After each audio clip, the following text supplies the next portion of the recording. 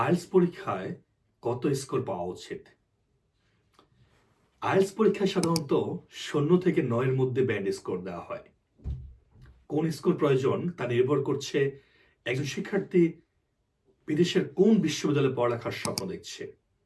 পৃথিবীর অধিকাংশ দেশের বিশ্ববিদ্যালয়গুলোতে আইএলটিএস এর ব্যান্ড স্কোর 6 থেকে 7.5 চাওয়া হয়। কোনো ব্যক্তি যদি কাজের উদ্দেশ্যে ভিন্ন দেশে যেতে চান, সেক্ষেত্রে তার মিনিমাম ব্যান্ড স্কোর থাকা উচিত 5.5। যারা হাইলি স্কিলড ইমিগ্রান্ট হিসেবে ভিন্ন দেশে পাড়ি জমাতে চায়, তাদের 6 অথবা 6.5 ব্যান্ড স্কোর চাওয়া হয়। ভিসার জন্য পৃথিবীর অধিকাংশ দেশের এম্বাসিগুলো আইএলটিএস এর ব্যান্ড স্কোর 6 চেয়ে থাকে। তবে যারা হাইলি স্কিলড অথবা এক্সিকিউটিভ রিসার্চার হিসেবে ভিন্ন দেশে পাড়ি জমাতে চান, তাদের জন্য আইএলটিএস এর স্কোর 6.5 চাওয়া হয়।